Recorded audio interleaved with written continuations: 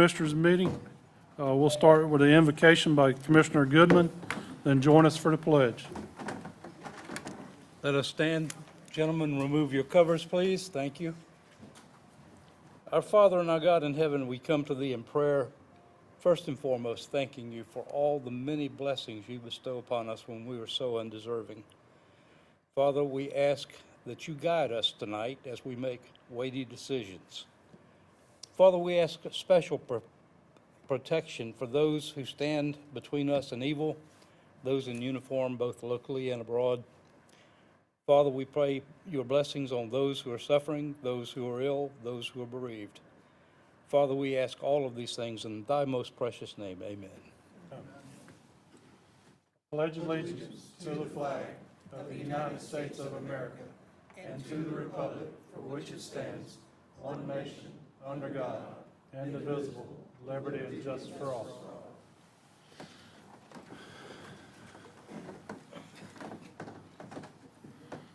Roll call, Katie. All commissioners are present. All right, are there any amendments to the agenda? Hearing none, can I get a motion to adopt the agenda? I move to adopt the agenda. Do we have a second? Second. All right, we got a first and second to adopt the agenda. All in favor?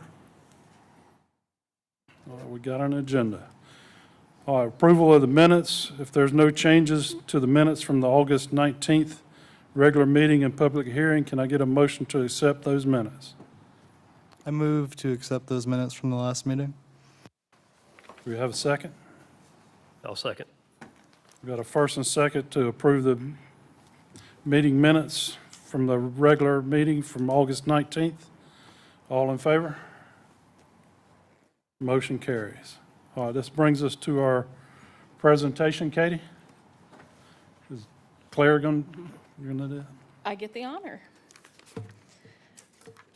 Good evening. This is a proclamation recognizing September as Suicide Prevention Awareness Month. So I'll just read an excerpt from our proclamation. Whereas September is recognized across the United States as Suicide Prevention Awareness Month, a time to share resources, raise awareness, and support those in need. And whereas September 10 is World Suicide Prevention Day, reminding us to learn the warning signs and how to help someone who may be struggling. And whereas suicide is preventable and hope, help, and healing are possible. And whereas Camden County is committed to reducing the stigma surrounding mental health and ensuring that services and resources such as the Suicide and Crisis Lifeline at 988 are known and accessible. Whereas Camden Suicide Prevention Coalition is a leader in local efforts to increase awareness and promote prevention practices through a partnership of more than 20 organizations. Now therefore be it proclaimed that the Camden County Board of Commissioners declares September 2025 as Suicide Prevention Awareness Month and September 10, 2025 as Suicide Prevention Day in Camden County.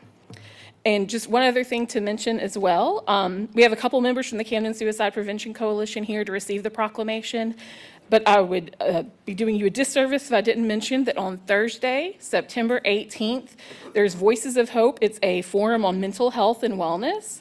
It's going to be at 6 p.m. at the lecture hall at Camden County High School, and it's going to be a question and answer with local experts. There will be free confidential resources and light refreshments for anyone that's interested in learning more and discussing more about mental health. But we're ready to take a picture. Thank you, Claire.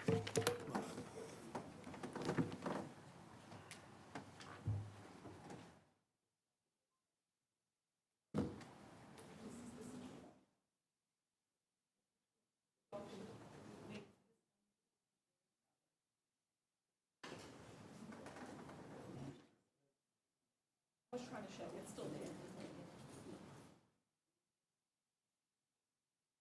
Okay, yes, squish. And April, if y'all could take one step over. And everybody else takes. Okay.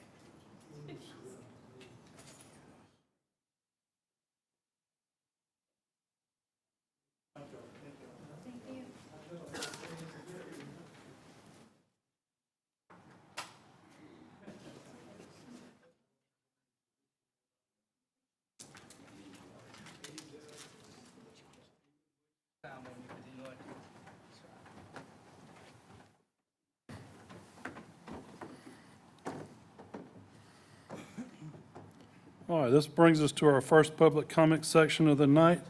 We'll limit it to agenda items only in 3 minutes. Anybody registered, Katie? I do. First is Mr. Ricky Manning.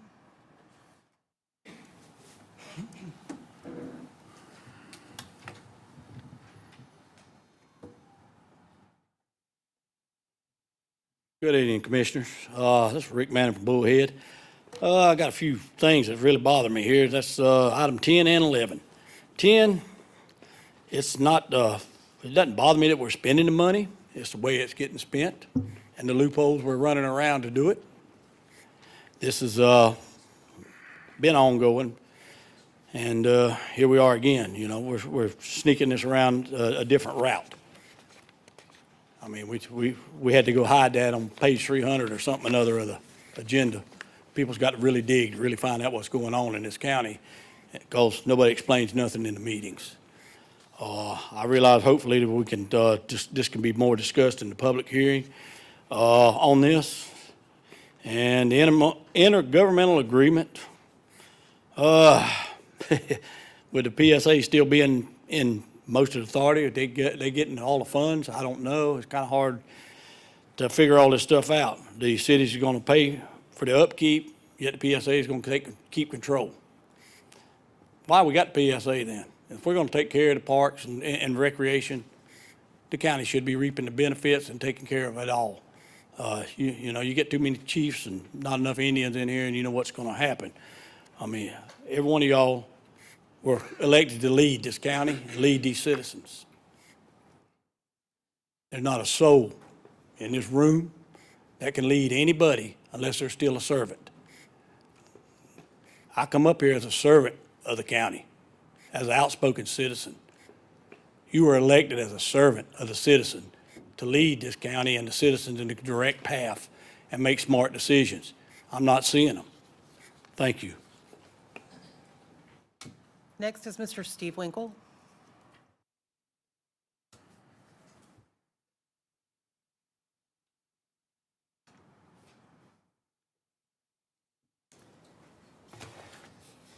Steve Winkle, Harriet's Bluff.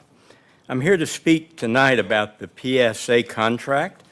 And one of the reasons why I have a problem with the contract is that I think that not only is it confusing, but it doesn't accomplish, legally doesn't accomplish what the county, I believe, hopes to accomplish with that change in the contract. It refers to House Bill 1033. It doesn't mention which year of House Bill 1033, because it could be a 1033 in multiple years, because they number them sequentially each year, and the year is important, but this bill doesn't mention it. It mentions recreational, sports, and civic-related services and facilities. Mental health is considered a civic-related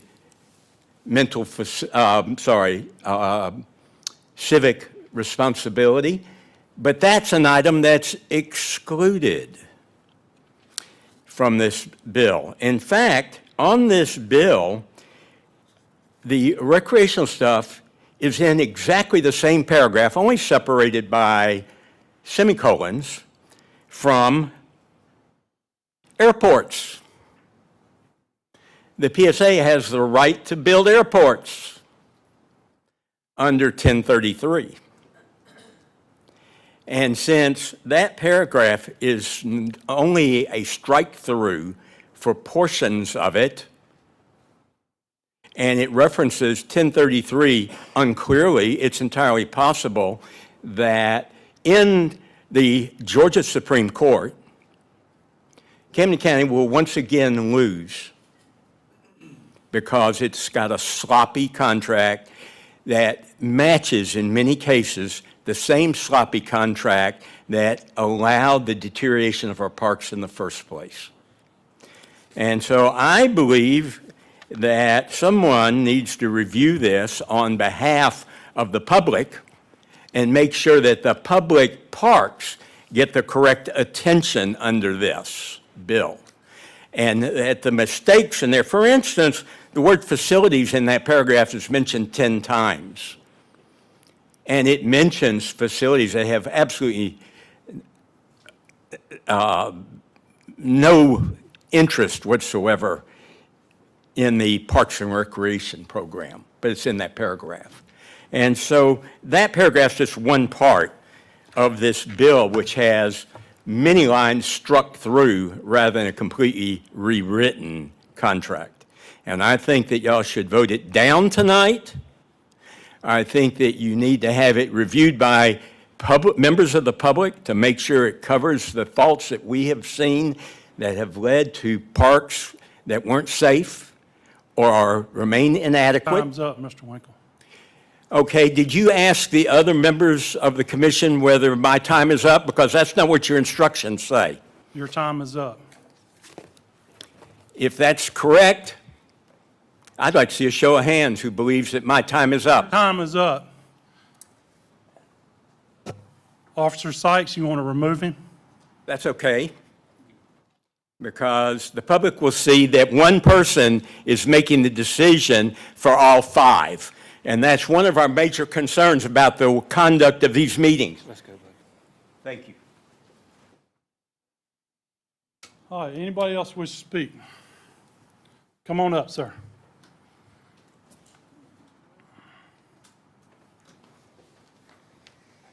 A little bit of a tough act to follow.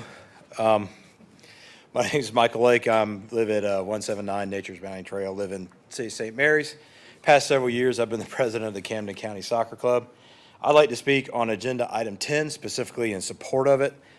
We have, in a year, over close to 1,000 kids come through our complex.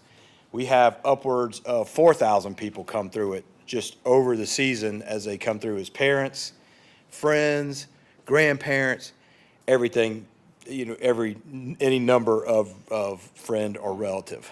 Right now, the complex is in absolute disrepair to the point to where it's quasi-dangerous. We are not playing in some areas simply because we can't put fields there. We can't put the kids in that environment. It's got to be replaced. Now, it was been done once before, and it kind of wasn't done properly. Moving on from that, we're not even ADA compliant. Our ADA compliance consists of either me or one of my board members loading up on our golf cart, getting somebody who's disabled and getting them to the field. And that's our ADA compliance. Otherwise, we're way out of spec with that. There are multiple holes, multiple areas. Right now, the concession stand, the power is out. And they've been working on trying to get it. To the PSA's credit, they've done what they were supposed to do to try to get it on. But that's just the state of the complex as it is. It desperately needs to be redone. We have kids here. We have kids, that are out there today. We have our coaches meeting going on today. We have close to 400 kids registered, probably going to be a little bit over 400 for the season, which is well beyond what we had planned. It kind of caught us by surprise because we didn't play last year. We didn't even play last season, in the spring, because we didn't feel it was safe to do so. We've done some minor repairs, kind of killed some ant beds, worked on some insects, stuff like that. We've worked very hard. All of us are volunteers. None of us in my organization have children that are even playing with the league anymore. But I'd like to come out in support of it. I think it's good for the community. It's good for the kids, and I think it'll be a great asset. Thank you. Thank you. Anybody else registered? Anybody wish to speak? Come on up.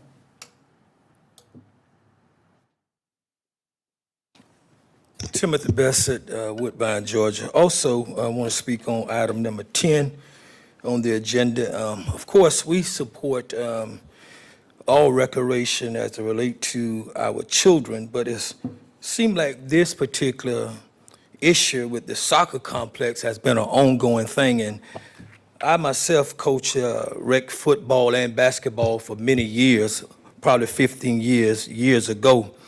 And there was unsafe conditions during the time that I was coaching, and it seems like there's interest in this soccer complex, and we have so many other fields that need to be repaired, so many other fields that have issues that's unsafe when it comes down to the children participating. And I heard the gentleman that was before me, he kept mentioning our complex. So I'm trying to figure out who's the our that he's talking about, because I thought the facility belonged to everyone in the county, not just the ones that participating on the soccer field. So I am in support of this, but I want it to be clear that it should be clear straight across the board. If we're going to spend money, let's think about the kids that's playing football and stepping in potholes on the football fields, and the kids that's playing baseball and softball and have issues with those fields also. So again, we support recreational sports, but I like to see it be fair all the way across the board. Thank you. Thank you. Anybody else?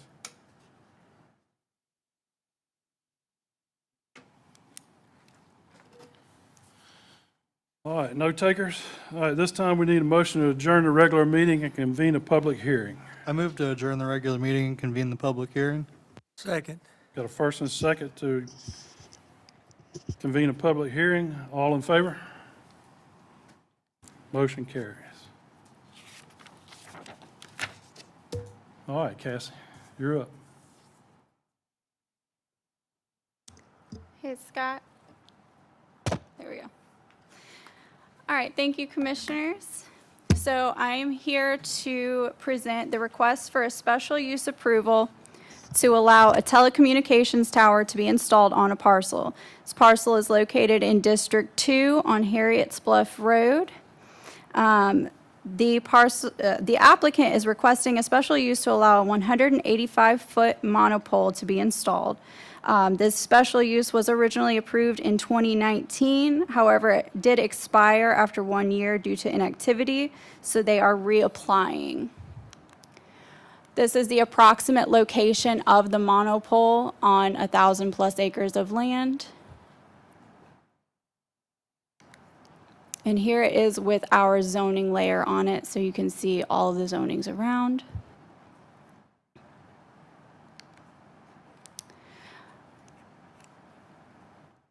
The applicant is requesting a special use to allow a 185-foot monopole. Here is the site plan that was provided to us by Tarpon Towers. This is a better close-up showing you where that easement is.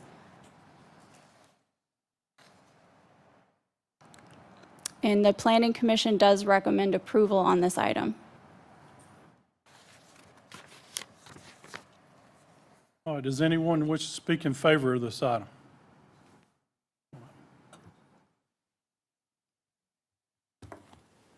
Good evening. My name's Andy Rotenstrike. I'm here on behalf of Tarpon Towers, who is the applicant, and Verizon, who will be the initial carrier on this particular pole. As Cassie explained earlier, we had received approval from this board back in February of 2020 to build this exact tower at this exact location. That expired. You may recall a pandemic happened a month later, budgets went awry, and everything alongside that happened. So this site went out of the budget for Verizon at the time. It is now back in the budget. They're trying to get it built so that we can get coverage to that area for Verizon customers. Now this tower is going to be the single pole design. It's not going to be like the big fat lattice tower that's right outside the building here. It's not going to be one with the guide wires or anything like that. It's a single pole design. It's 185 feet tall. Back in 2020, when this board approved it, the board asked us to lower the tower 10 feet, which we did, and to move the tower 50 feet, which we did, in order to make sure we were meeting the setbacks. This tower is going to be up against some high transmission power lines. So we're going to be near structures that are about the same height or close to it, and kind of a similar utility type use. There are 10 factors that your ordinance says we are to look at. Staff says we meet those 10 factors. The Planning Commission agreed that we meet those 10 factors for a special use permit, and we're here asking for this board again to please approve the exact same request that was approved in February of 2020. I have some additional information I'm happy to hand out. It's all in your packet if you'd like to see the coverage objectives.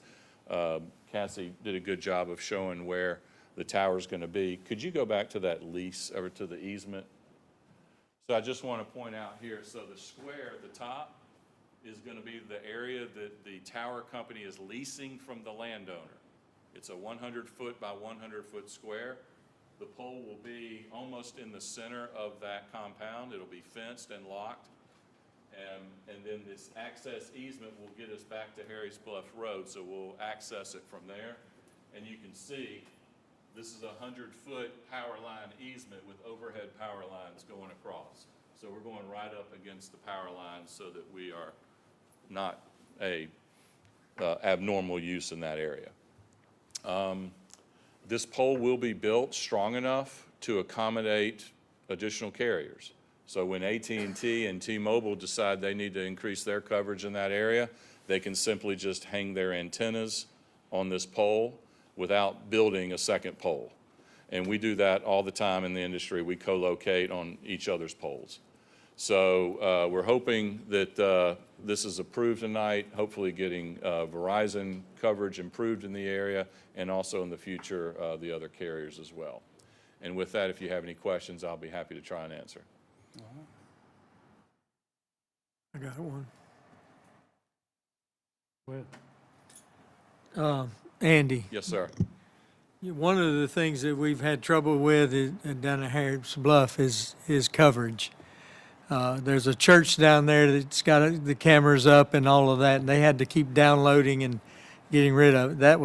This will solve that problem, am I correct? If they're using Verizon coverage, this will solve that problem. Well, maybe they can switch to Verizon, but they've got cameras and couldn't get enough to download their images, but this will solve that. That's right. There's a gap in coverage there. So Verizon customers can't use their phones, they can't use their wireless internet on their phones, they can't download. A lot of the EMAs use Verizon coverage, maybe sheriffs or fire department might use it as well. This will give coverage to everyone that lives there, works in that area, probably within a couple of miles or more, travels along Harriet's Bluff Road and in those neighborhoods, and churches like that that may need the wireless coverage for those devices. Okay, thank you, Andy. Yes, sir. With the proposed tower being so close to those power lines, and then as you mentioned, there's no guide wires, what safety measures are taken to make sure that, let's say a hurricane comes, those don't get blown into the power lines? So good question. So we do have a setback that's well over 100 and some odd feet from the power lines. So also these poles are built because, the weight is on the top with the antennas, right? So they're built with a stress point towards the top of the pole. So in the very unlikely event of a failure, it bends over on itself and falls down into the compound. The strongest part is the base, right? It's in like 12 feet of footing. So that's not going anywhere. It's the top that you want to just bend over and falls down. I liken it like one of those straws you drink out of that's got the crinkles in it. It bends. That's what it's like. It has a stress point up high like that. Awesome, thank you. Yeah. One last question. The neighbors, they mostly seem pretty amenable to this? I mean, generally, there were a couple that showed up and spoke at the Planning Commission meeting, and they were concerned about health effects, which, we're not really allowed to consider under the state and federal law. They were concerned about property values, but I've got some reports here done in Georgia about cell towers in residential areas, and that they do not diminish values of houses nearby. So I can put those in the record. At But the they- most, you'll see like a little peak hanging up over the Exactly. trees, right? And another thing to point out too, when we lowered the tower, when we agreed to lower it, it kept it under 200 feet. So the FAA requires that you light towers 200 feet and above. We're under that, so there'll be no light at the top, so it clearly won't be visible at night.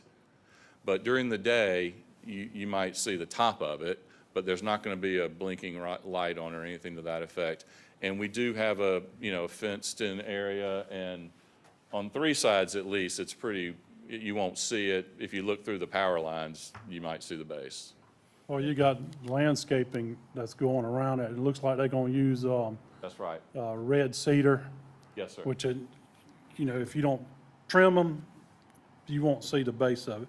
If you go by the cell tower that's on my property, those cedars are on the front of it, so you don't see the compound. Now, of course, you see the pole, and it's pretty much the exact same pole they're proposing. Thank you, sir. All right, anybody wish to speak in opposition if there's no more questions? Anybody wish to speak in opposition to this? All right, seeing none, now we need a motion to adjourn the public hearing and reconvene the regular meeting. I move to adjourn the public hearing and reconvene the regular meeting. I'll second. All right, we got a first and a second to reconvene the regular meeting. All in favor? Motion carries. All right, you're back up, Kathy. All right, we have a special use request for approval to allow a telecommunications tower to be installed on a parcel. This parcel is located in District 2 on Harriet's Bluff Road, and Planning Commission recommends approval. All right, can I get a motion on this item? Motion to approve. Second. All right, we got a first and second to approve the special use to allow a communications tower. Any discussion or any more discussion? All right, hearing none. Can I get a vote on this? All in favor? All right, motion carries unanimously. Thank you. That'll give them better cell coverage out there. All right, this, item number 2. Chuck, there you are.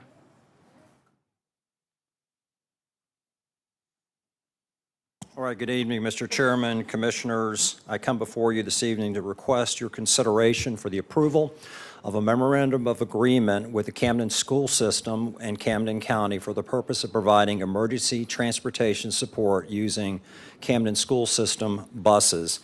Background, we've had this previously. It's a 3-year interim transportation agreement. We've looked at other sourcing, and there are no local providers with the exception of Coastal Regional Coaches. Coastal Regional Coaches is currently in an agreement with the Georgia Emergency Management Agency, and therefore it would be difficult typically in a declared emergency where the state may also be calling on those resources. So in essence, they would be double booking and entering into an agreement with us. However, with that said, we're still looking at the possibility that we could have an agreement with them, so that dialogue is going to continue. For now, the Camden School System really provides our best possible option, and I will be coming before this board at an upcoming meeting, given that we now have a contingent agreement with Chris County, Georgia, for being the site for evacuees to be sheltered, and I'll be bringing that in front of the board. And this transportation agreement will directly support the potential that if we have to move evacuees out of the county, that's how we would execute it, and probably where we'd be going as our primary for hurricane registry personnel. Staff recommends approval of this memorandum of agreement. All right, can I get a motion on this item? I move to approve the MOU with Camden County Schools for bus transportation support. Second. All right, we got a first and a second to approve the memorandum of understanding with Camden County Schools for bus transportation. Yeah, we don't want to be like New Orleans. No, sir. Any more discussion? Chuck, All in favor? do people have to sign up ahead of time to access the? So yes and no. So the yes is they are on a defined registry. The gatekeeper is the Department of Health. We manage that with them. We continue to update that as we move through the hurricane season. So we're defining who they are, we know where they are, and they are voluntarily signing up. If there is general population who are also vulnerable but not on the list, those would not be known to us unless we were doing a call for evacuation, at which time through our communications group for the county, we would be saying how we want them to present themselves, where they would go, and how we would provide the transportation. So there's a defined group that we do maintain, and then we would have excess capacity for those that are not known to us, hence they're not registered. All right, any more discussion? All in favor? Thank you very much. Carries. Thank you, Chuck. All right, Jared.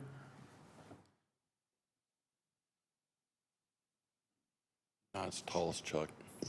All right, good evening.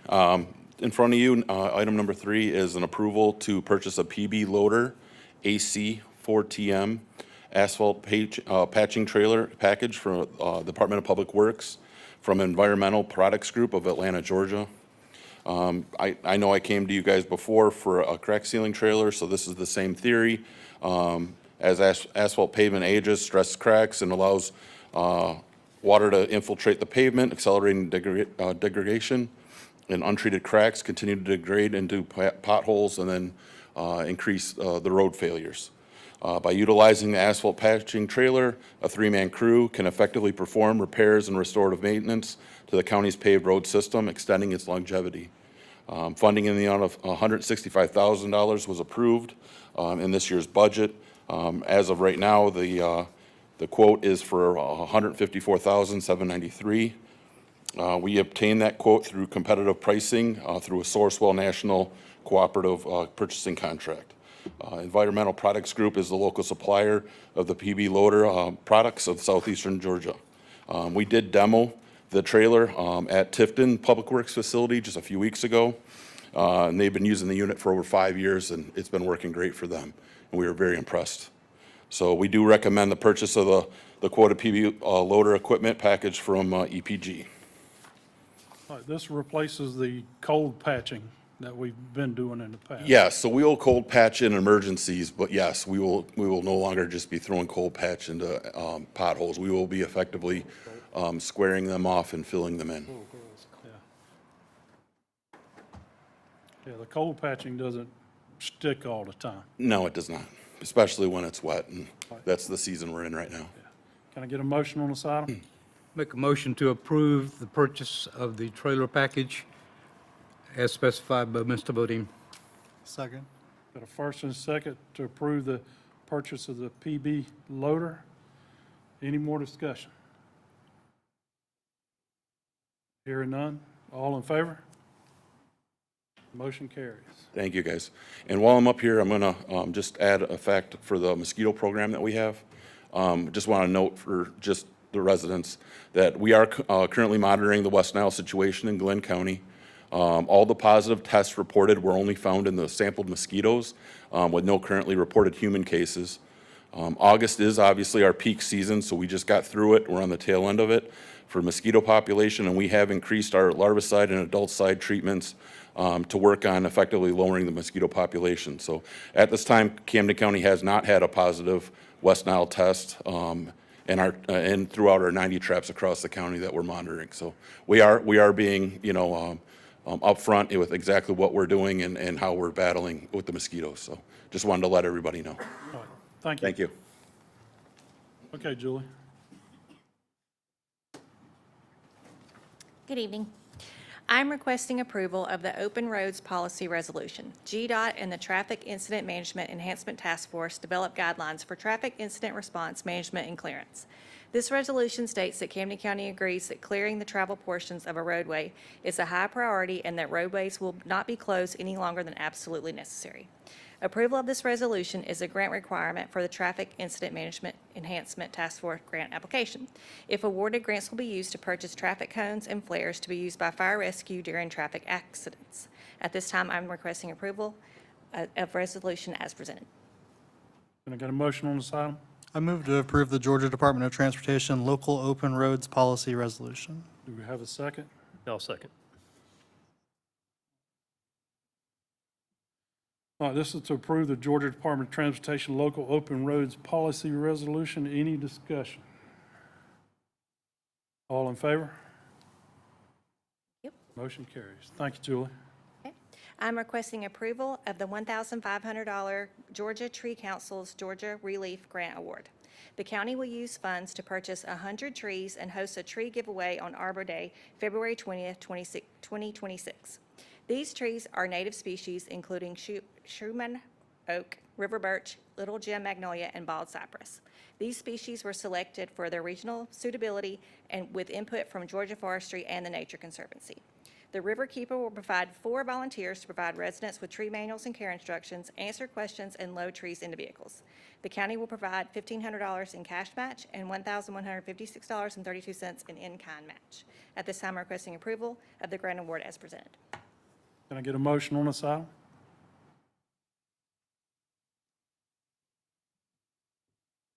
A motion to approve.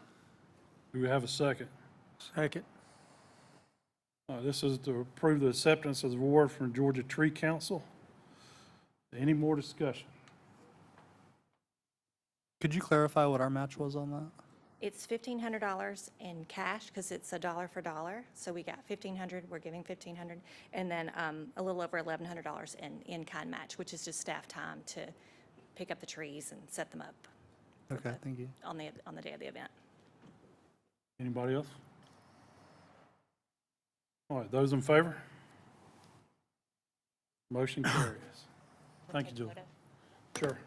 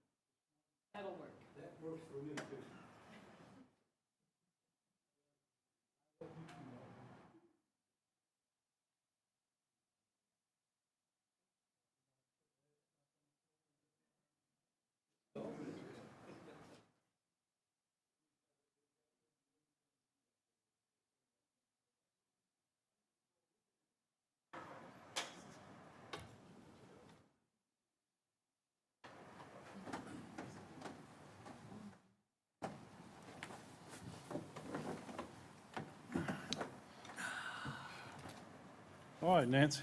Yes, Nancy Gonzalez, the Chief Financial Officer. This agenda item are budget amendments for the fiscal year 2025 budget. I come to you often throughout, well, not often, but somewhat throughout the year as budget amendments are needed, and especially we're in the process of closing fiscal year 25, and we need to balance the budget on several departments. And on your attachment, you can see in the general fund, many of them are just small adjustments for electric, water, sewer, just some general items. Some of the bigger items that I think are worth mentioning are a transfer out, an adjustment to the 911 fund, and that's for $440,000. And that's to cover health insurance claims, actual claims that get expensed to that fund. Another large adjustment is a transfer out to the Capital Improvement Fund, and that's for $360,000. And that is especially from the CDS grant. We've had a lot of expenditures through that to finish off the Resiliency Center, and we haven't received the funding yet. It's still pending, so we need to cover some of the expenses that have gone through that. Also, employee health claims. I know on all the reports that I have given out throughout the month and the quarterly ones in fiscal year 25, I think every single one of them, I've mentioned the employee health claims.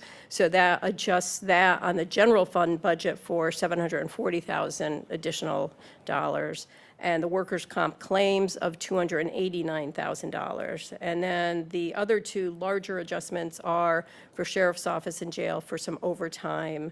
One is $250,000, and one is the jail is $36,000. And then the rest are, just as I mentioned, like water, sewer, smaller items. On the 911 fund, which is the next item in your packet, that's the health insurance claim. So if I'm transferring them out from the general fund, it's got to be received into the 911 fund. So it's recognizing that and the expense. On the CDBG fund, it was just a really small adjustment for administrative costs. I had no budget established for CDBG mitigation this year, but there were some administration costs that came in from Thomas and Hutton, the grants manager. And we might see that again in about a year. I think that's on the health department grant. On the capital improvement fund, there's adjustments to many things that all of these items have come through the board for approval throughout the year, but they were not initially budgeted. So what happens to get that funded? That's that transfer in from the general fund, and some of this, I believe the biggest one there is the $297,000, and most of that equipment is for the Resiliency Center, just different items that had been purchased. On the unincorporated tax district, these are approved items that have come to you for fire, right-of-way mowing is a $2,100 adjustment. That was just for fuel. And then site improvements for the parks totaling $367,000. And then the largest adjustment here is for the Solid Waste Authority, and that's for the reserve for closure and post-closure. And we're using proceeds carried forward or fund balance. And actually on the solid waste fund, it's considered net position, so it's unrestricted net position. So in 2022, EPD approved the latest 5-year design and operation plan for the landfill. And this included recommendations from EPD to increase financial assurance for closure and post-closure costs. The fiscal year 24 financial assurance report had to be amended to include this increase, and that was in January of 2025. That would have been submitted. But now we need to adjust the expense and corresponding liability on the books to be aligned with those costs for fiscal year 25.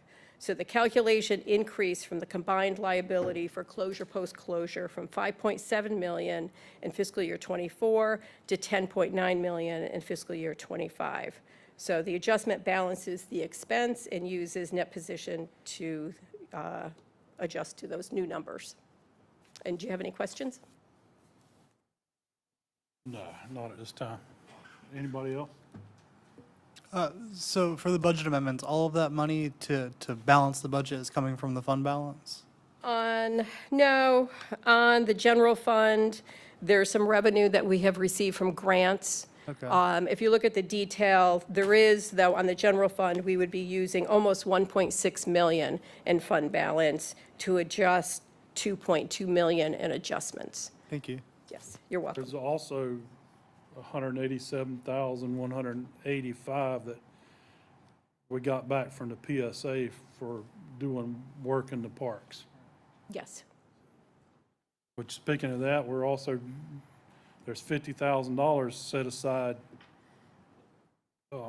through the PSA for the Lions Club Park here in Woodbine. We've already started doing a little bit of work on that as well. All right, can I get a motion on this item? I make a motion we approve the budget amendments. Do we have a second? Gotta balance the books. Second. He got it. All right, we got a first and a second to approve the budget amendments. Any more discussion? All in favor? Motion carries. Great, thank you. And this next agenda item for your approval is to consider the approval of entering into a settlement agreement from the National Opioid Settlement for secondary manufacturers settlement. And all the companies are listed on your agenda item. There's quite a few. We've accepted money for the past 3 years, I believe, we've been receiving it.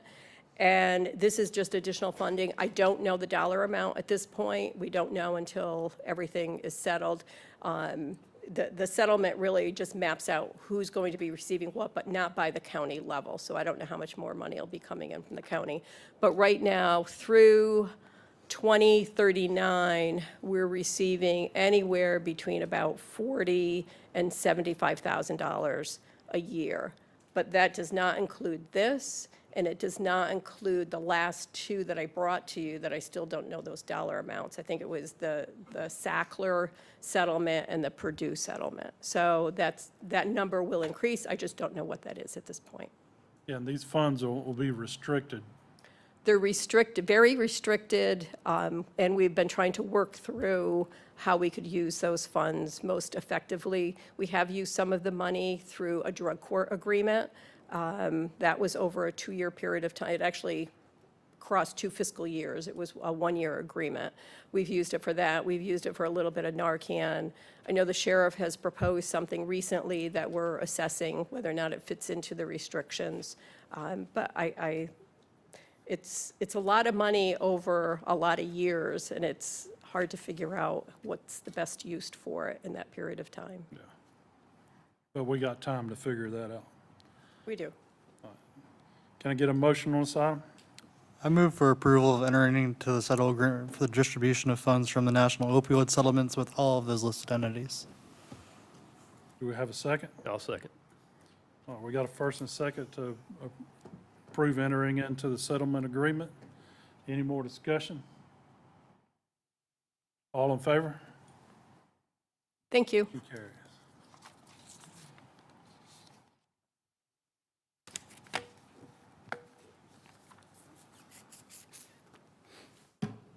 All right, Mike. Mr. Chairman, Commissioners, thank you for giving me a couple minutes this evening. What I have before you tonight is for you to consider approval of an amendment to our inclement weather policy. Specifically, what's happened here is we've had some staff that have come to me and come to the county administrator asking about adjustments to how people are compensated when the offices are closed through no fault of the employees. Currently, the current policy requires employees to use any accrued annual leave that they have in order to be compensated for the times that the offices are closed. What the proposal in front of you does is allows people to be paid their regular hourly rate without having to use any annual leave. And short terms, what's proposed to you today would have the county pay people when they can't come to work because the offices are closed due to inclement weather, hurricanes, things like that. So what you've got in front of you, you've got a copy of the proposed policy and a copy of the current policy. And really the only changes are section 10, or number 10, sections A through E, which basically say that employees, both exempt and non-exempt, shall receive regular pay through administrative leave without deductions to annual or sick leave for their regularly scheduled work shift during the inclement weather or disaster incident. Now, I want to stress that what we're doing here now, we wanted to get this in front of you for discussion more than anything else. I want to get your guidance on this because this is something where you can see both sides of the coin here. There's a reason that 10 years ago we switched to having folks use their annual leave to be compensated for that time. You want to make sure that the people that are required to work no matter what aren't, I don't want to say being punished, but aren't being given the same benefit. You know, our guys at Public Works, our Sheriff's Office employees, those types of folks that have to be out and working in a storm, you know, it's not of any benefit to them.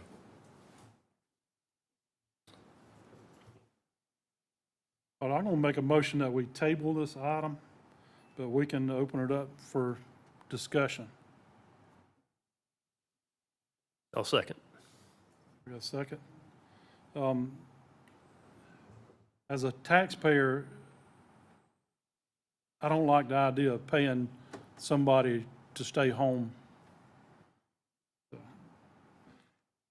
if anybody's got anything else to add to that. These positions are already budgeted for throughout the year, correct? They are, yes, sir. So what was happening with the savings when we had inclement weather and we sent all those people home? I don't understand the question. Well, if they're being sent home without pay because of inclement weather, but the position was funded to be fully funded throughout the year, there's money that was scheduled to be paid to them. Sure. But, so what would happen to that money? So, I mean, I don't know that it's a savings to do that. It's about how is it fair to the people that have to come out and work if people whose jobs aren't essential get paid to stay at home?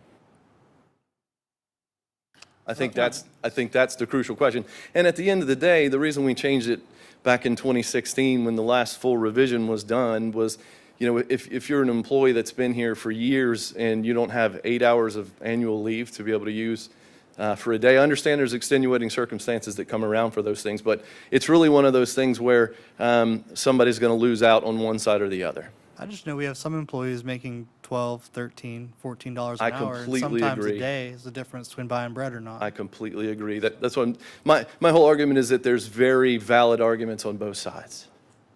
There's And something, that's why we wanted to come to you guys for guidance on this as much as anything else. as a business owner for 20 years, I tried to keep the employees that I had. Yes, sir. I think that you should also look at comp time, maybe overtime for the people that have to work through the weather, and then normal time for the folks that can't. Now, the people that have to work through the weather, I mean, the Fair Labor Standard Act requires that they be paid overtime for that time, and they are paid overtime for that according to the Fair Labor Standard. Comp time becomes exceedingly difficult when you've got 550 employees. It's not something that's officially on our books. It's not something that's tracked in our leave accruals.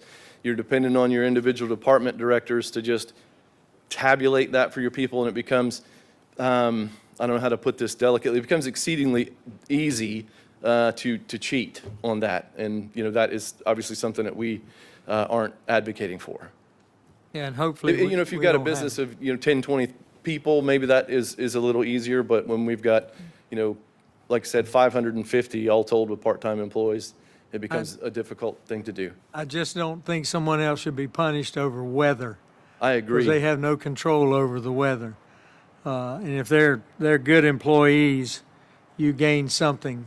So if by I not may, cutting their we pay. also inquired of what the cities do. And what they do is basically it's a holiday day. If the offices are closed, everybody gets 8 hours. There you So your people that are essential personnel, they're basically getting paid double time because they're getting paid for the hours they work and they're getting the extra 8 hours. That's one way you make it fair, but I mean, you're talking about potentially big bucks to do that. I mean, But it's worth Nancy, looking at. if a normal payroll cycle's, $750,000, that's $53,000 a day. That's what it would cost you roughly for the offices to be closed for a day because of a hurricane.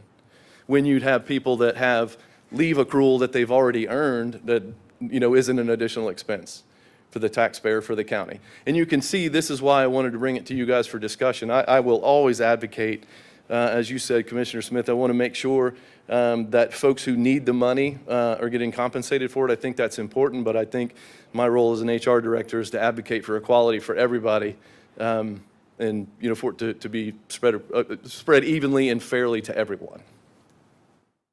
So that additional compensation, the overtime for those mandatory emergency What we call employees, essential duty, yes, sir. essential employees. That's public works, things like that, yes, sir. Right, so is that overtime not considered kind of like the benefit to having to work?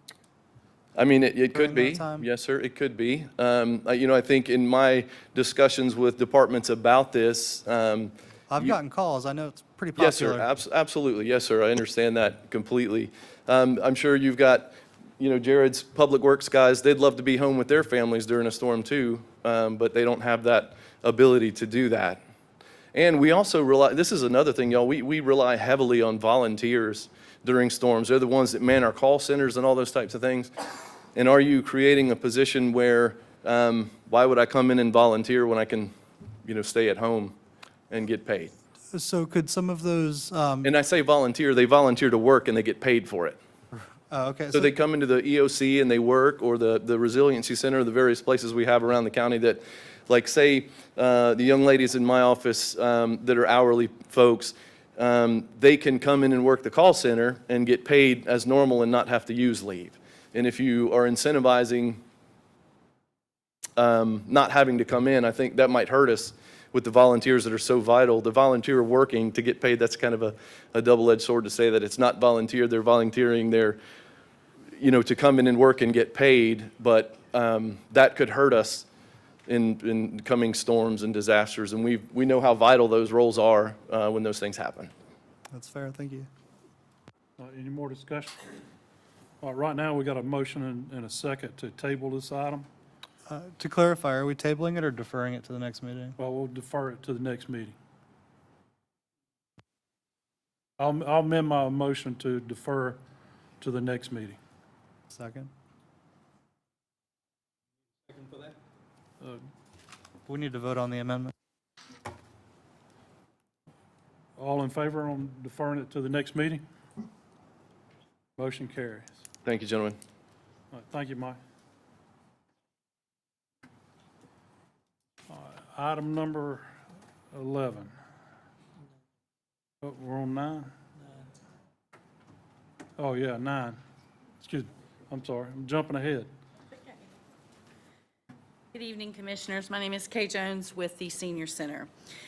Came tonight to ask you to consider the approval of the fiscal year 2022 26 Coastal Regional Commission Area Agency on Aging Congregate Meal Contract. This is an annual renewal, as we did receive the grant last year, that will continue until 2029. This is funded both by federal and state funds. All right, can I get a motion on this item?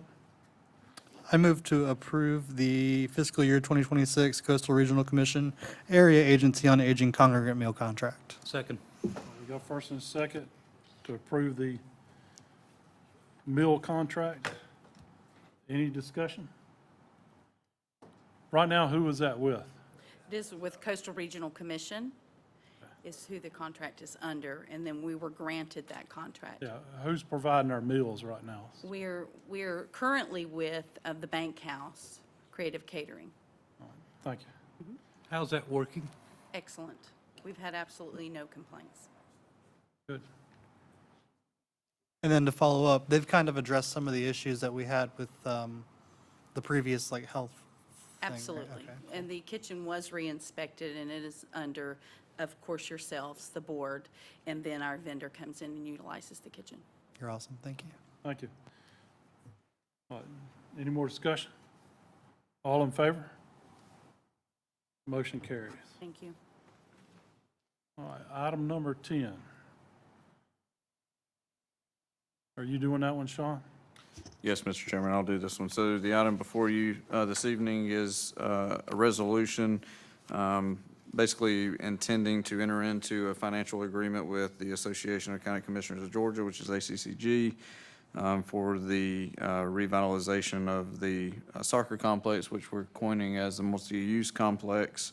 The agreement, this resolution is for an amount up to $4 million for the purpose of financing, either in whole or in part, the renovation of the multi-use complex. Basically, what would happen in this is if you all approve this resolution tonight, we would have an agreement drafted between us and ACCG. We would then have to hold a public hearing before that agreement is adopted. Once the agreement is adopted, that property, the deed is transferred over to ACCG. In fact, this building here and the courthouse, these two buildings that I'm referring to were actually financed through the ACCG platform years ago, back in like 2005, 2006. And then the property will stay in ACCG's name until the financing is paid off in full, at which time the deed will then be transferred back to the county. It's a tax-exempt financing solution, which generally gets you a little bit better interest rates in the long term than what you would typically see going directly to like a direct bank loan. And of course, if we let the project, or when we let the project, if it's over that $4 million, we'll probably have to do some value engineering. Otherwise, we will have to go back and, refinance. I'd make a motion, we approve this item. Do we have a second? Second. We've got a first and second to approve this resolution. Any discussion? I have some, please, Mr. No, Goodman. go ahead. I recall last year that there was a motion made to utilize $4 million of excess SPLOST state funds for that same project. What happened with those funds? So nothing's happened to them. They're still in our accounts. Technically, they're not excess proceeds yet because all the Right. projects have to be completed. So what Davenport, our financial advisors, are recommending is that if the board approves, the P&I, the principal and interest, will have to be paid out of general fund dollars until those projects are completed, at which time then there's deemed excess proceeds from SPLOST state, which can then be used to pay off the debt. So that would be the process in which this would be able to be paid in full earlier than the term, which may be, depending upon what you all choose, it could be 10 or 20 years, depending upon what we see with the financing. So another question I would have, so essentially, we're giving the property to ACCG, and then we're buying it back from them? Well, so they're going to fund you, the financing Right. obligations, and as I guess you could say security, they have the property in their name temporarily until that portion is paid back. This building and the courthouse were both done that way. In fact, whenever I started here in 2017, both of these properties were still in ACCG's name. We just the project had been fully completed years prior. We just never got the deed transferred back. So that happened back in, I believe, 2018 is when we recognized that. Okay. So the $4 million, they were still encumbered funds in the budgeting. Are they still being held in place for that? The not quite excess funds? Encumbered funds, so those were all paid out of ARPA. So the money that we spent on getting all the plans put together, Right. which actually, Scott, do you have the rendering? I meant to ask you if y'all can bring that up. Well, so I recall seeing the 4 million on a budgeting sheet that was set aside for this project, separate from the plans. I think that was the ARPA funds you're talking about. Correct. So what's the hazard in waiting until those funds are actually available to us, rather than taking on financing where we're paying interest? That's up to you all. If you all want to wait till SPLOST Benefit? state is fully completed, the only issue is, it's just timing. We've worked diligently to get the final plans prepared. I think the longer you wait, generally speaking, construction costs go up. So it's totally up to you all when you all want to execute this project. Mr. Goodman? I fully support the soccer program.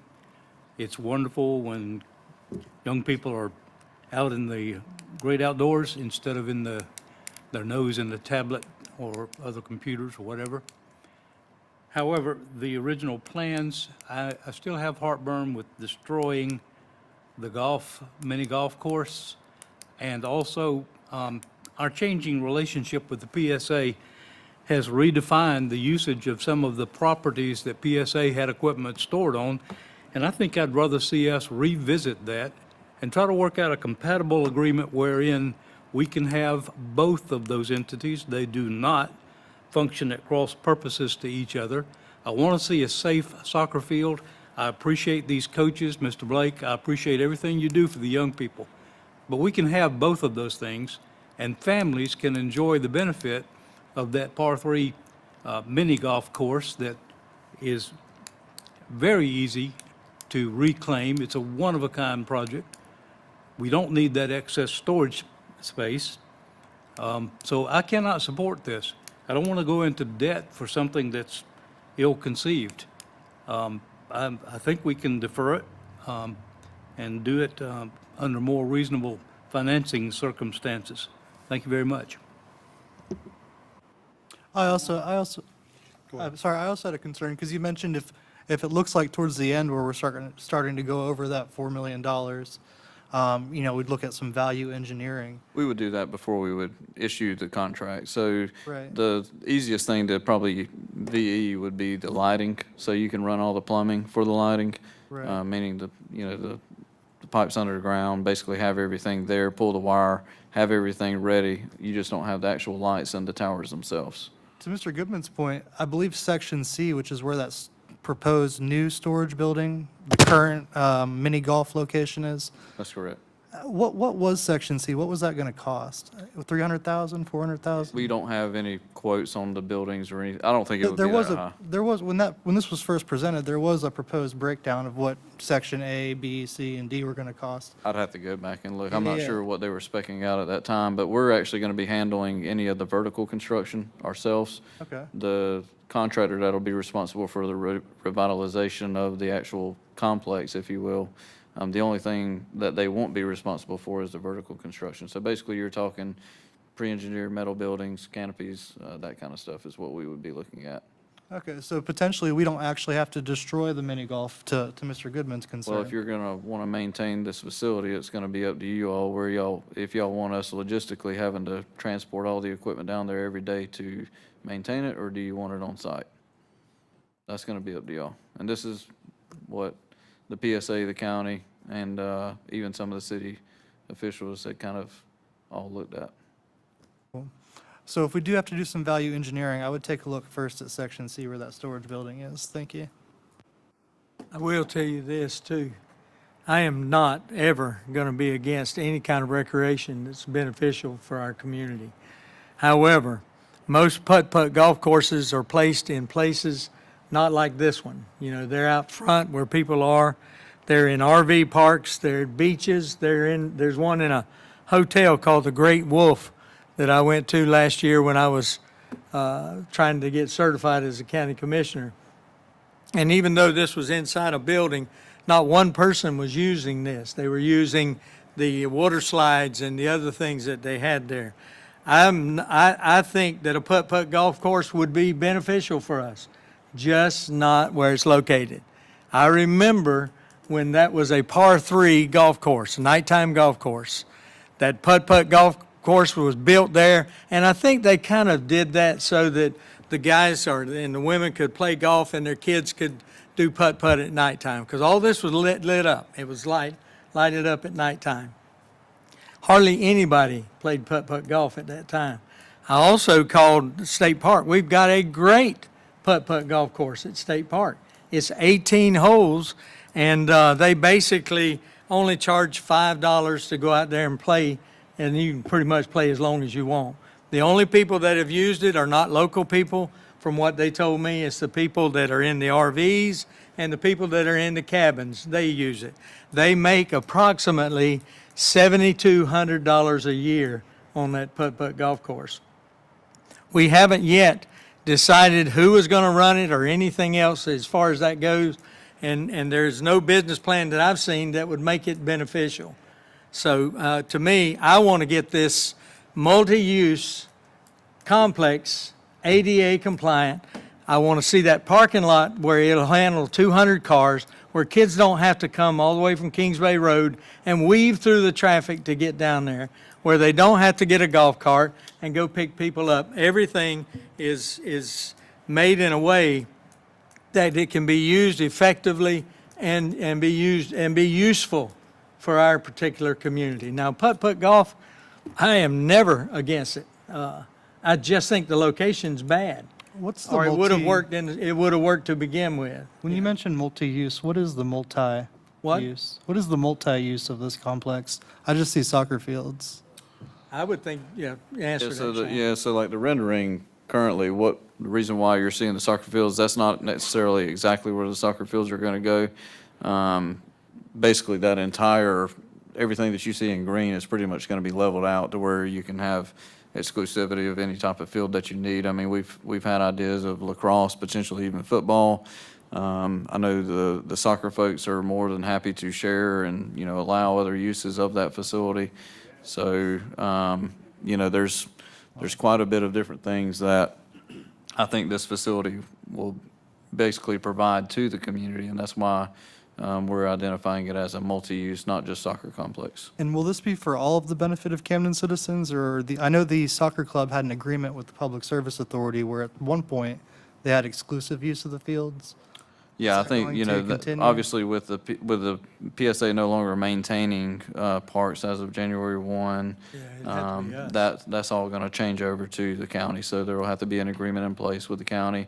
And we've actually had, as recent as of last week, the chairman mentioned the Woodbine Lions Park that we're actually getting ready to do some work on.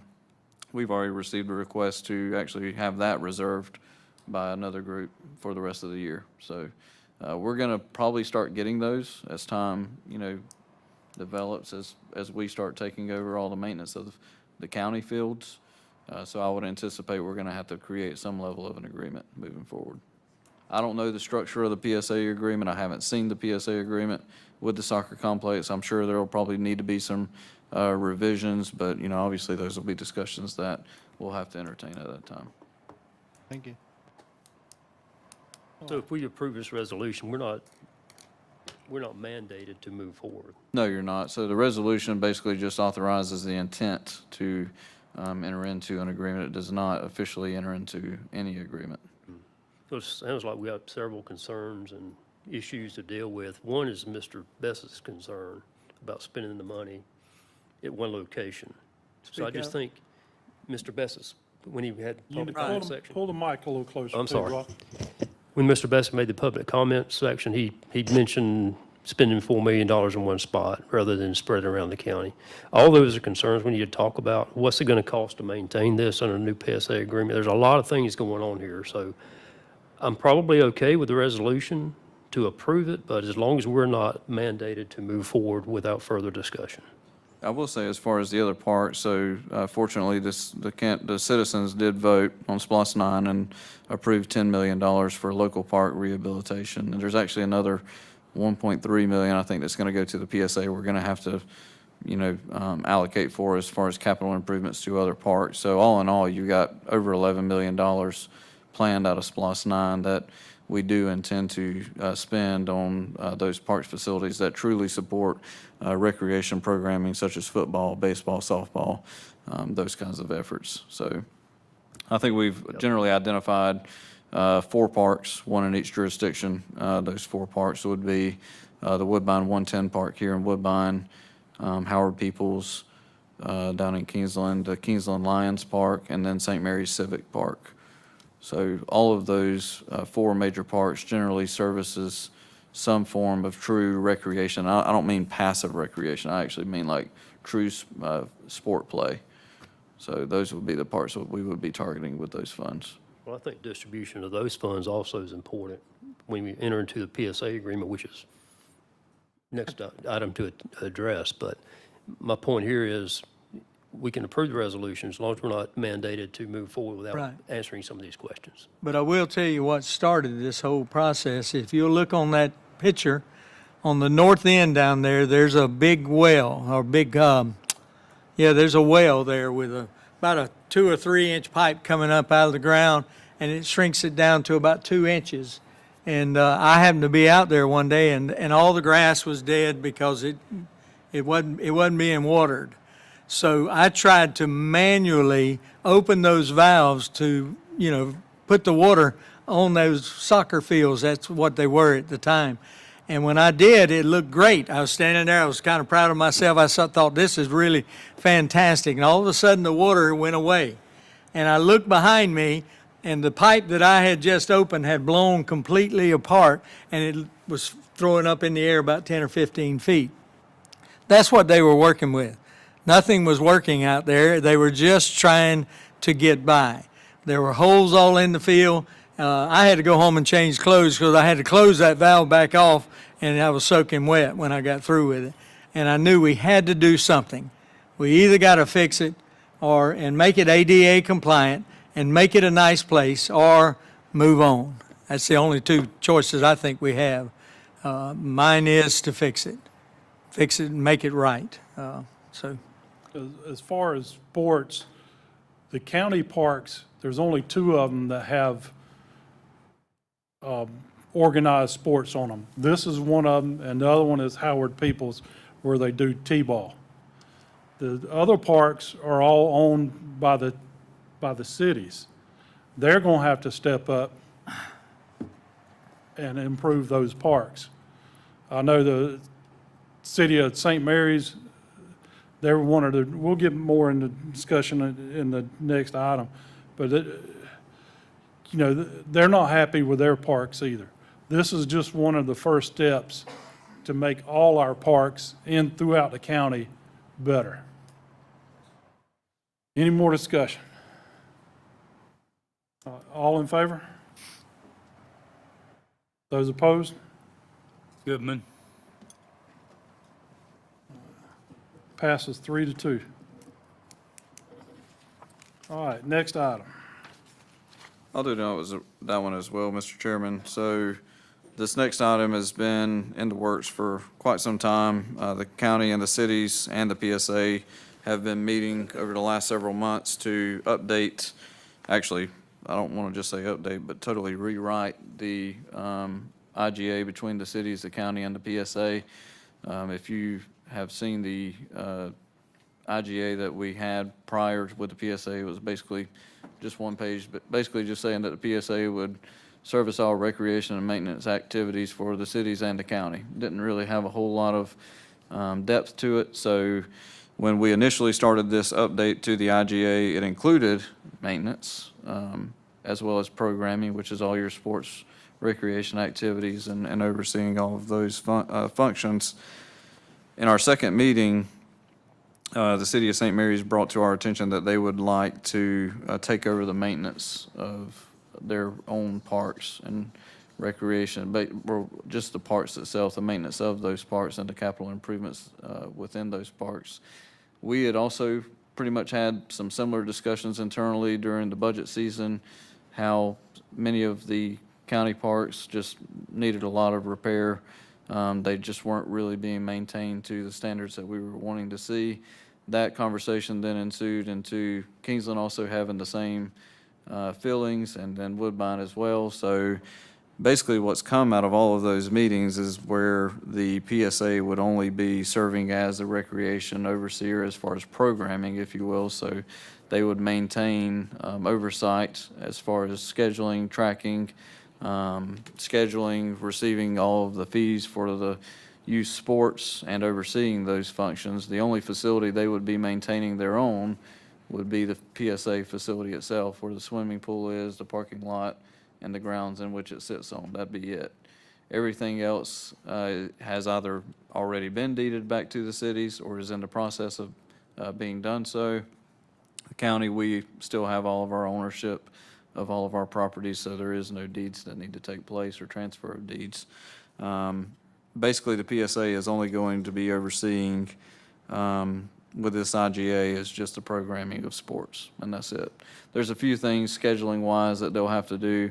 One of the things that this IGA really does that the current IGA does not do is identify really some hard specifics related to financials, related to programming, also related to reporting to the cities and counties, performing, audits, performing an annual meeting amongst all the jurisdictions. That's never actually really taken place. As far as updates on what's actually happening with youth sports, where their metrics are, how are we looking, are there areas of improvement that need to take place? And basically the cities and the county at this point will take over the maintenance of their own parks, and then from there only provide funding to the PSA based off of the last census, which is 2020, in the amount that the PSA is requesting for programming.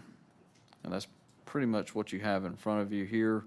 It, again, does authorize in the event that the county, or which really the county can never back out, but in the event that the cities choose to back out of the PSA, there is a mechanism in place for them to do so. If everybody does intend to back out of the PSA, the county, as House Bill 1033 is written, the county would have to take over all the ownership of all parks and recreation, unless we enter into an intergovernmental agreement with one of the cities, or all of them. I know one citizen brought up a concern about what, version of House Bill 1033 is this referencing. House Bill 1033 itself replaces all the previous House bills that had actually existed. So this only references the existing House Bill 1033. If you go back and you read the amendments to the legislation, it basically takes the place of all the preceding versions of that bill. There is only one change that I do want to recommend. This was actually brought up by one of the attorneys from the municipalities.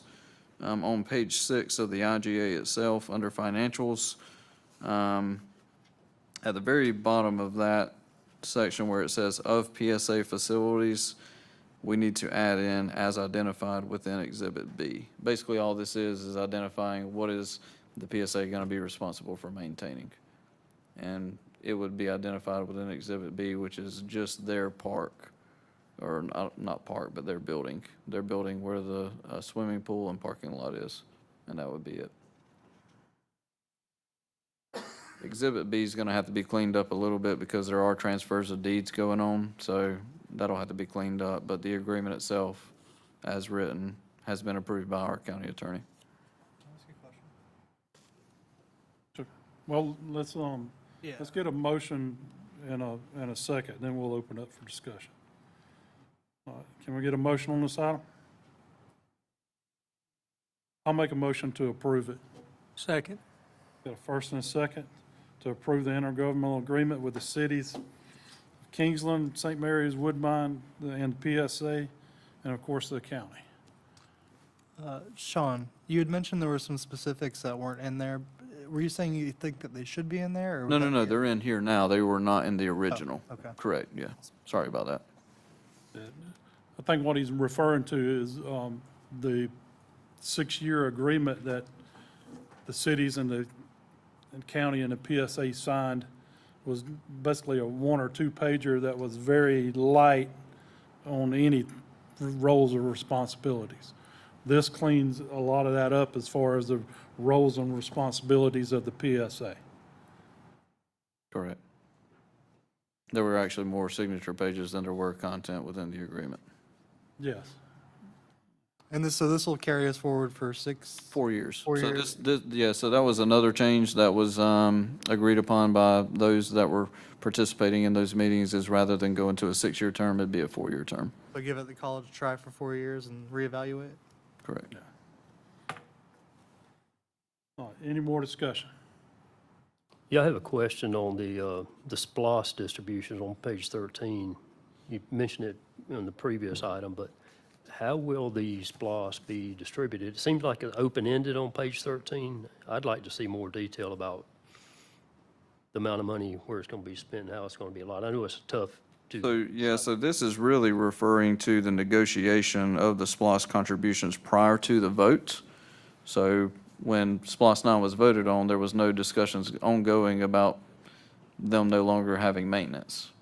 Right. So that's the my point. $10 million figure that's in the level 2 of SPOS 9, basically what came out of those discussions and negotiations is there would be a committee created between the 3 cities, the county, and basically us now, because the PSA has no, if all this is approved with the cities, they won't really have a stake other than just programming, but to identify, based off of the master plan that was done by Lowe's Design for all of the county parks, it was done back in 2020, was to take an initial stab at that. We've already made several updates to our parks. I know the cities, Kingsland and St. Mary's, are actually looking at doing some updates to theirs right now.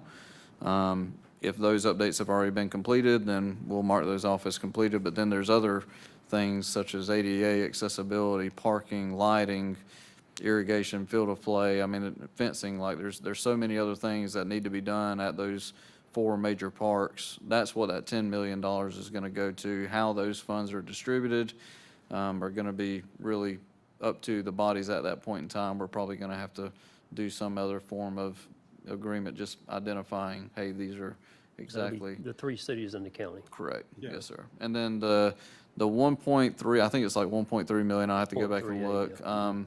That's basically the way we're kind of describing that is it would, the money has to go to the PSA since it was voted on, so the PSA has to get that money. Basically, what we've talked about is distributing that money based off of population, same as we would be doing for programming.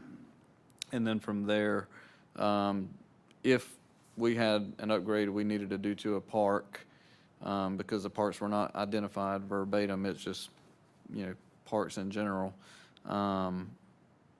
we would basically manage the contract, if you will. The PSA would reimburse us, very similar to how we did with all of the park resurfacing. So whenever we did all the resurfacing of the pickleball courts, the basketball courts, the PSA had monies set aside for those parks.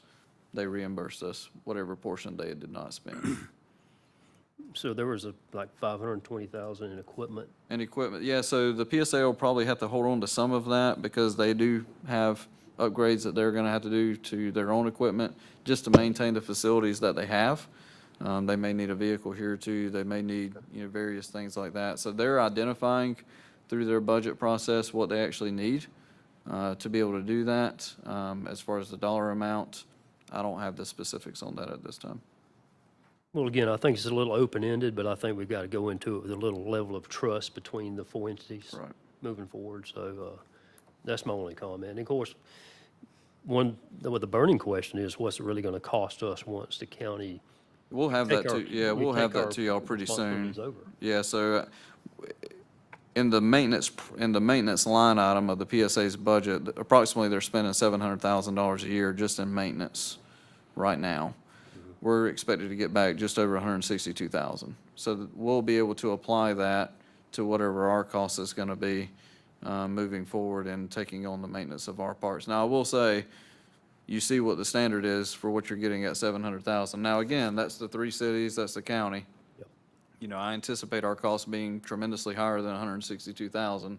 One, because you've got, you know, at least 5 to 6 people you're probably going to look to bring on. Those may be PSA employees, they may be new employees.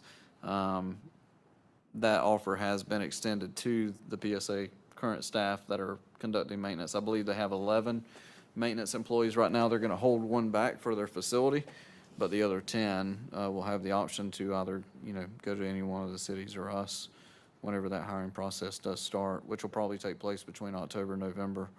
And then, of course, we'll be looking at taking on the maintenance of all the parks January 1st.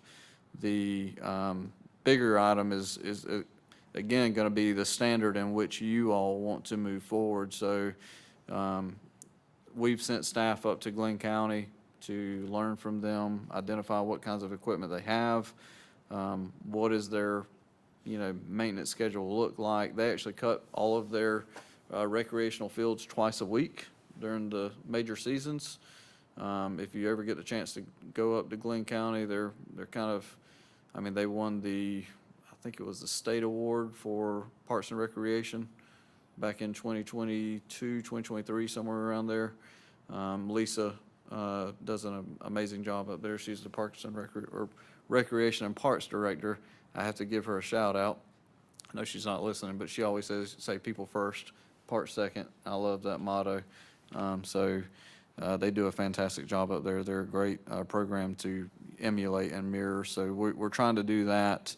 A lot of the grass that they have is Bermuda grass. It's really nice. A lot of it looks like golf course material, which I think if that's the standard that you're looking to go to, get ready to open up the pocketbook because it's going to take some to get there.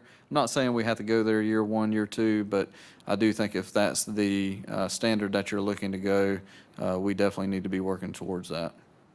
And you know, I think we're going in this direction because we want better service at the parks. Correct. We certainly have to do better than what we have now. Right. Secondarily, if we're going to spend $4 million on a multi-use complex, we got to have $4 million worth of maintenance to make it continue to be a $4 million complex. Correct. So there's some big issues we have to deal with. Right.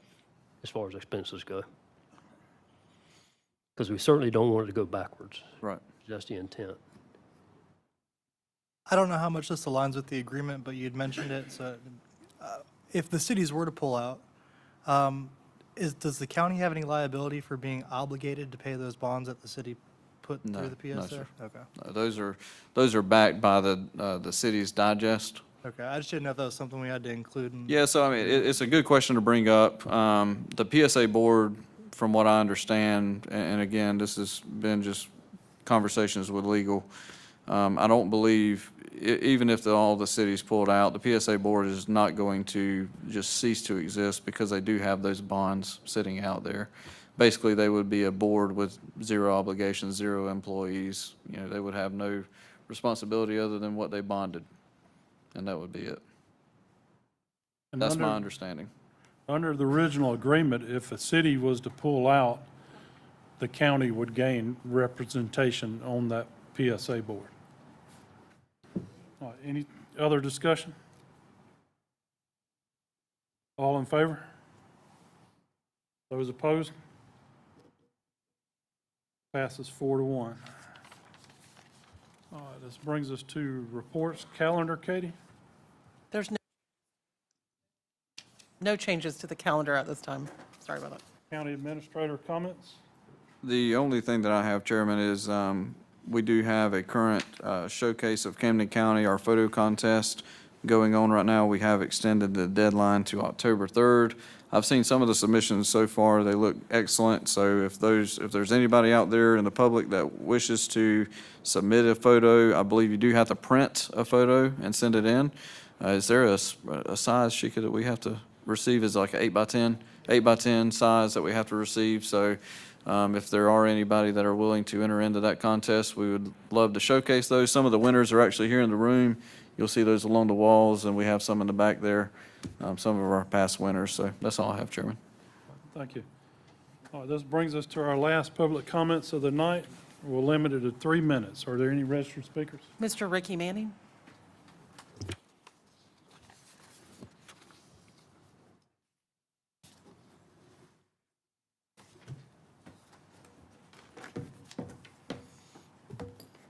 Commissioner, I'd like to touch on a couple of things that we have discussed already. First is the fiscal year budget amendments. Are there going to be copies of this? I guess Nancy can tell me after the end of the meeting. That will be online so we can get what amendments have been made. Then number 7, these funds. I have looked from the past. I still can't find out where we're spending opioid funds on, because they should only be spent on certain things, which are opioid treatment centers, Narcan, mental illness from it, stuff like that. So let's find out where they're at. Then back on number 10, we discussed all this again. Of course, you passed the thing anyway, but you're just finding a way to funnel splotch 8 money. That's all this is. What the whole thing amounts to. It's why we're hiring attorneys with taxpayers' money again. Got 2 sets of attorneys in all this. Most people don't know that because they don't look and read. We got to stop this stuff, spending money before we get it. Spending money on useless. Now, all right, so now let's go on to the stuff that's not on the agenda. We're spending money left and right on all kind of recreation fields, everything else. I have yet to see you correct the Unified Development Codes that have been broken at the Two Rivers Gun Range. That's still going on. Folks, you're breaking your own UDC every day. Section 1412, any person violating the provisions of the UDC shall be guilty of a misdemeanor and punished. That's you 5. You the person violating them. It's plain as day written in there about the nuisance. And how many times I've been up here for almost 4 years now. For 2 years, you knowed about when I brung up and had to tell you that you was operating and built it in an illegal zone place. There's 2 years of violations there. Statute ain't run out on that neither. So each day is a separate offense. Read your own violations, your own codes. It's in there, and I'm pressing forward because the county is just quit even trying to work with me anymore. They made a joke out of the last meeting out at the gun range. A big joke. You wasted $120,000 on some ceiling tiles that your own administrator admitted it wasn't going to work after I told you it wasn't going to work too. Thank you. Anybody else registered, Katie? No, sir. Anybody else wish to speak for the public? Come on.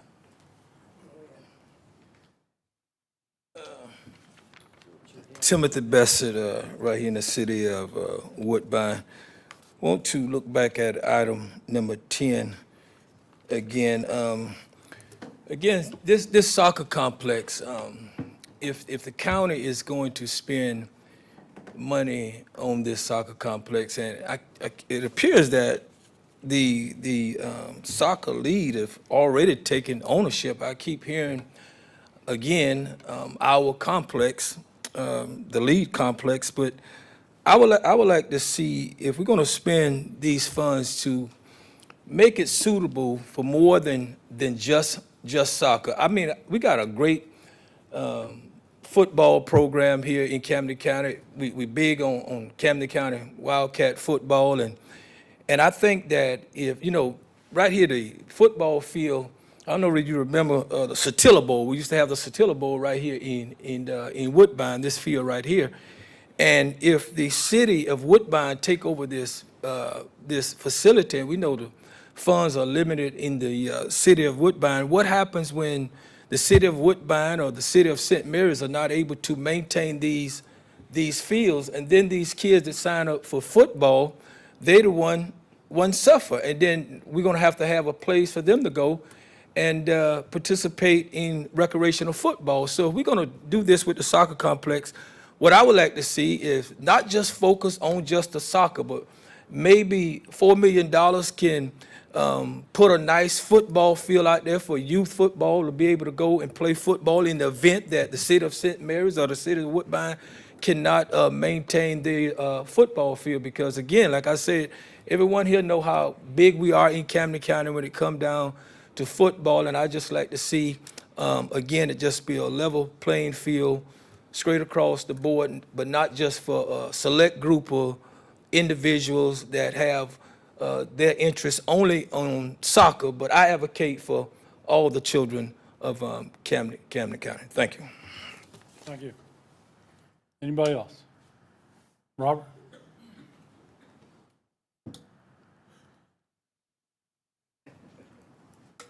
Old age. You laugh. Bob Bauer, Harriet's Bluff.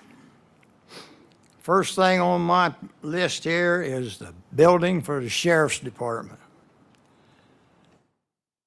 For their headquarters, their new headquarters.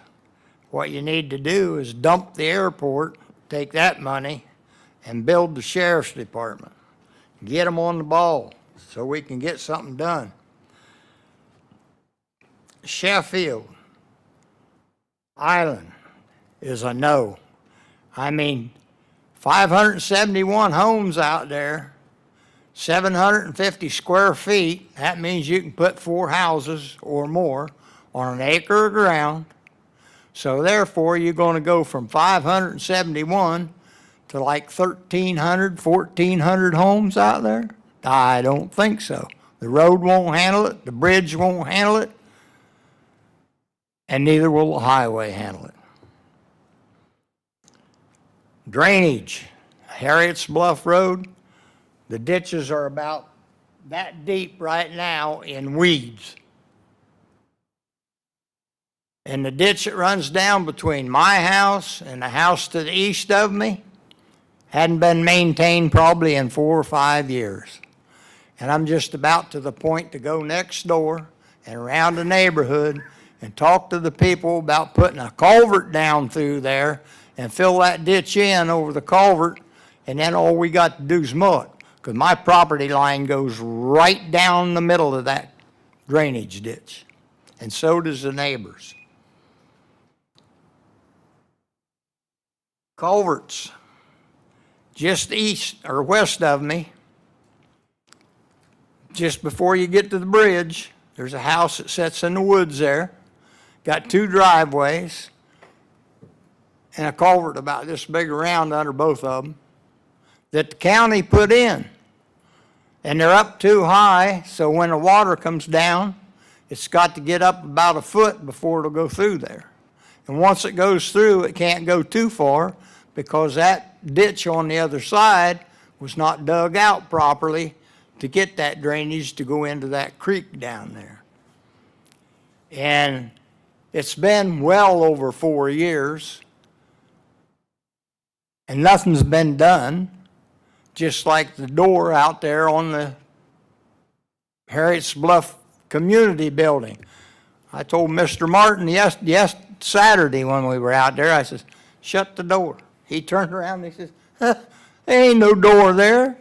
I said, you can't shut it then, can you? The new medical building that you built in South Camden County, that don't help the people in the north end of Camden County one bit. And I know my time's up. You know what you can do with that light? Put it where the sun don't shine. All right, anybody else? Yeah, come on up. You want to finish mine up? DeFonzio Daniels, St. Mary's, and candidate for Georgia's 1st Congressional District. I hear a lot of things about these projects that we got around Camden County, and I was just listening to the $4 million that's going to go into the facility. I mean, I didn't want to come up here and speak about none of this at all, to be honest with you. I'm just thinking about that. We got $4 million already that pretty much that we can utilize for that, but we want to actually take out a loan for it that would actually gain more, would cost us actually more because it's a loan, obviously. But exclusive, I'm hearing exclusive when it comes to these facilities. Exclusive is not inclusive, so that means everybody's not going to be included in that, whether we want to believe it or not. Another thing that I wanted to try to figure out is also, where's the financial gain in that? How do we pay that back? How do the citizens actually get that money back? Or let's put it this way: are we holding events at these things, and who's actually benefiting from that? Does that money come back to the citizens, or does it go to the person that's actually running those games and those soccer tournaments and things like that? All right. So I just wanted to address those issues.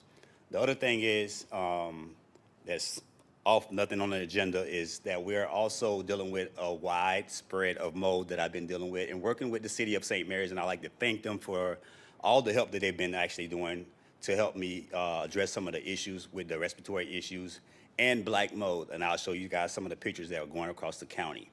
So St. Mary's is working on theirs. I'm more than sure people are going to contact me about the issues that are happening in the county portion of it.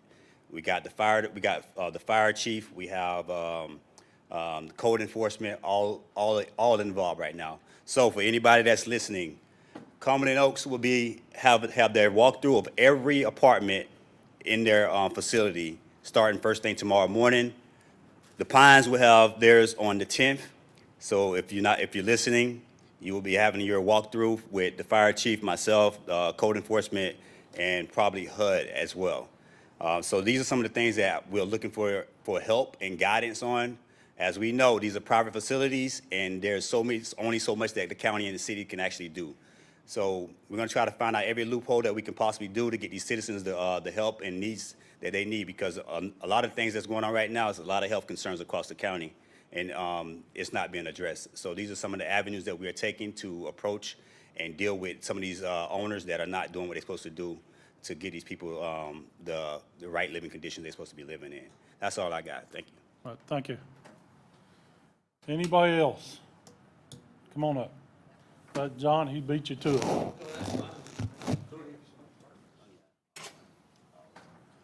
Good evening. My name's Gordon Whitetree. I'm 278 Vicky Lane in Kingsland. I'm going to talk about the soccer complex. As you kind of pointed out, sir. I've been with the program for like 22 years. I've been out there every weekend, and I know Cody's seen me out there, Mr. Smith's seen me out there a lot of times. I'm out there a lot of times by myself. I've volunteered probably over, I'd say 360 hours a year out there lining the fields, mowing the grass. I mow it myself. I was out there this weekend mowing the grass because it's too high, and we got games starting this weekend. And currently there's no electricity in the concession stand building. The bathrooms don't work. The kids are coming down. They have to hold the door open so they can go in and look in there. I spent this weekend filling holes, and I still got more holes to fill because the grass is so high I can't see them all. Again, and somebody asked, I'm going to spend this money on the soccer field, how we can get back. There's soccer tournaments could be held, and I guess you guys went to one this weekend, or a couple weekends ago, and there were over 150 teams there. And you're charging so much money to park the park in a parking lot, yet all that money can come back and go. And our agreement with the county was, or the PSA, is we actually pay money per child that plays soccer. So we're paying, what is it, $25 a kid per season was going to the PSA. So, and again, one of the other things we just did this weekend, and we just put I used to put fertilizer out there around all the goals, but we also had to put ant stuff out this weekend because there's so many ant hills out there that I thought I'd say it was unsafe for the kids to play because the kid falls on one of those big mounds, and he's got ants all over him, and there's going to be ant bites. So, again, that's just what I want to say about the project. Again, it's probably my last year doing this because my grandkids are all playing soccer up in Savannah, so I'll be going up, spending my weekends there. Thank you. Thank you. Next, Come on up.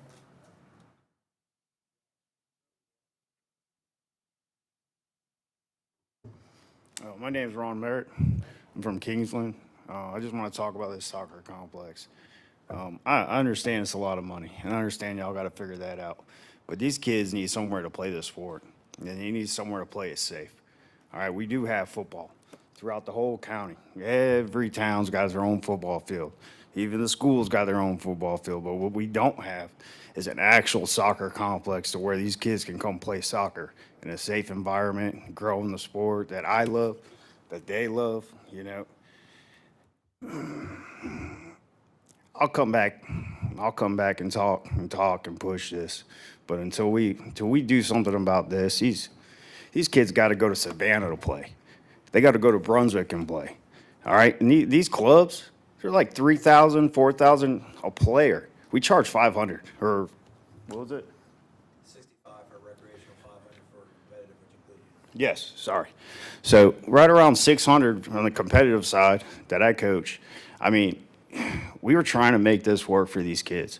All right, we're trying to give them some kind of growth in this sport that we love, and we just can't do it with this field. We just can't do it. And now I know the money's a lot, and I understand there's a lot of complications with that in other sports. I'm with you, man. Other sports, they need it too. I mean, I've seen the St. Mary's football field.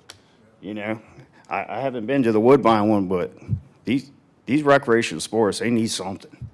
And I'm going to advocate for soccer because I'm a soccer player. I'm a coach. But we need y'all's help. That's all. Thank you. Thank you. Anybody else?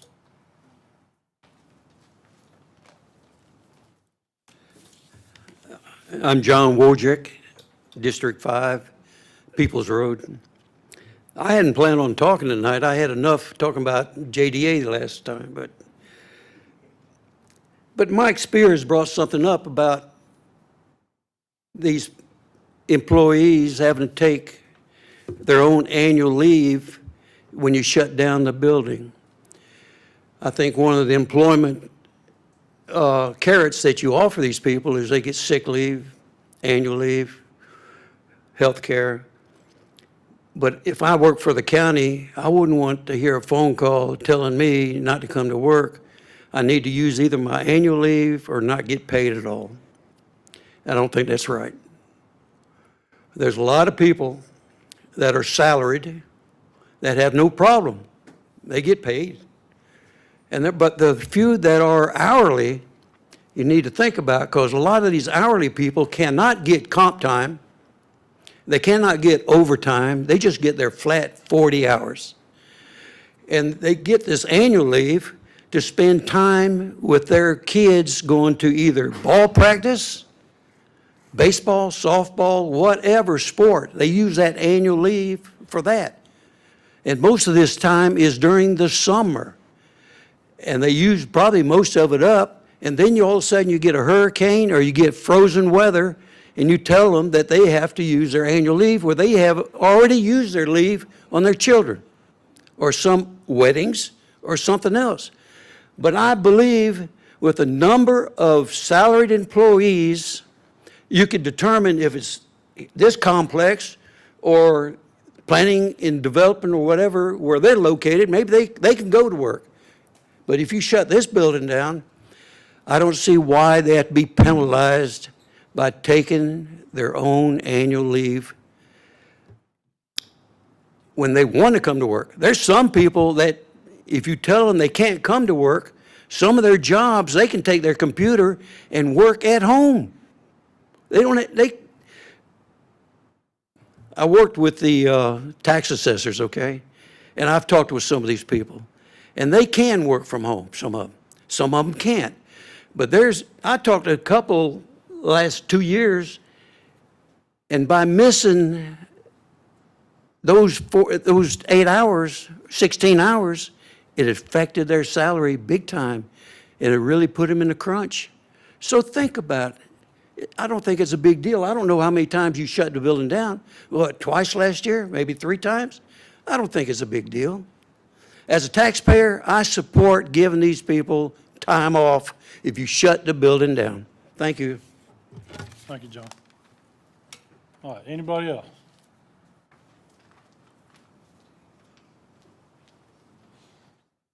Hey, just real quick, I agree with you 100%. I could not agree more, right? Because I've seen the fields too, and it really is kind of bad. Just for our perspective, I want to let you know, if you didn't know, we actually do pay per player to the tune of about $80,000 since we started, to the PSA since we started paying them a few years ago. We have been approached by multiple organizations, one of them being including Walt Disney Sports Corporation, to do like 3v3 tournaments. They could not use our facility due to the condition and the parking.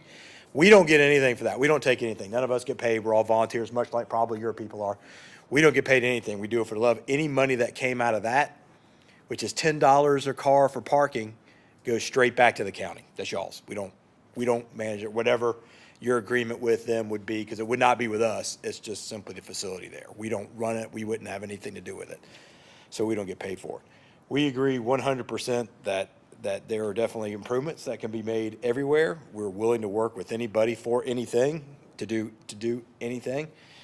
Our perspective, and I also apologize for calling it our complex. I use that kind of collectively because we do take ownership of it. I've been out there cutting grass in 100-degree weather, for our kids with a push mower. I've been out there doing this, and we pay for that, for the ant killer and stuff like that, because it is hard to treat, and it's difficult.